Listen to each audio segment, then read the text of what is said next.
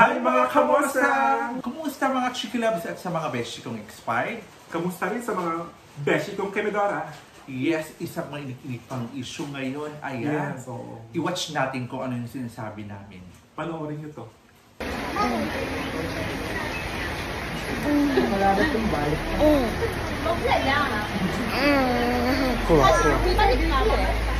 I'll carry you, but don't stick your feet in me, right?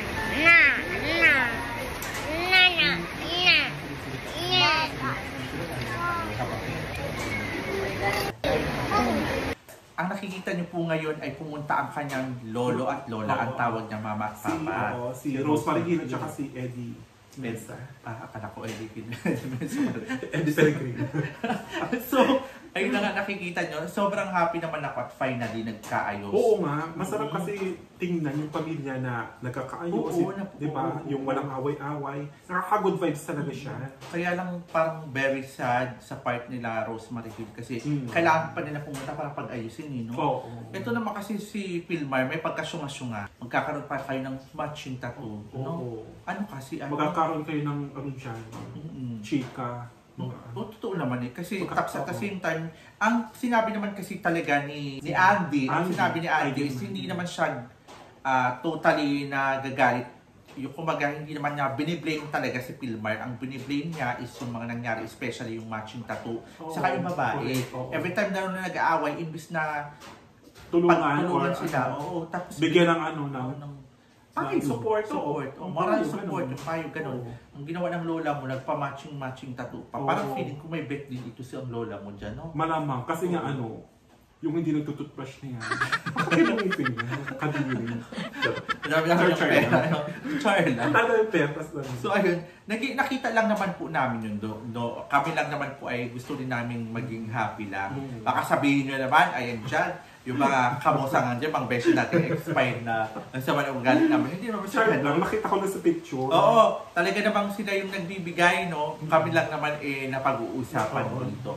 So, puro lang to opinion. Ayan. Yung iba nga, grabe mag-post ko. Actually, pinost ko rin naman yun. Pero hindi nang galing talaga sa atin yun. Ma-HB na naman dyan yung mga mga makapilmar. Pero ayun. Baka sabihin nila na hindi totoo yung inaalam natin. I-post yung mga picture para malaman nila na nagkabati na kayong dalawa. Nagkabati na. Ayan, nakikita nyo ngayon sa screen. Nagkabati na. Pumunta na si Miss Rosemary Hill at si Eddie Mesa. Yes, hindi ko kasi nakalimutan yung pangalan siya ng lolo. At ayan, good thing naman po. Yan, sinabi namin na sana magkaayos sila kasi family is family. Nakakaaway yung mga bata, di ba? Kaya nga, yung bata magka-suffer niyan pag iwala yung parents. Yung isa lang naman ang laso ng kifi, di ba? No? Di ba? Sa bagay, hindi mo mabiblim kasi lalaki yan eh. Para sa akin na male is polygamous. Eh, wag mo kong ginagawa dahil. Ay, sa bagay, hindi ka lang male lang. Ano female? Sorry. Hindi, parang depende pa rin sa tao, no? Sa bagay. So, depende pa rin yan whether you are girl, boy, bekle. Kung may karelasyon kayo, mag-stick na lang kayo. Kung ano yung pag-usapan nyo ng maayos, di ba? Para tumagal yung relationship. Kung hindi mo naman kaya talaga na, di ba? Kung nakikitaan mo na may something yung kapartner mo, kausapin mo na. Yes, at syempre, kailangan maging, syempre, ginawa mo, inanakan mo. Kung alam mo naman pala na hindi mo paninindigan, tumahimik ka na, diba? Sa umpisa pa lang, tumahimik ka na. Correct.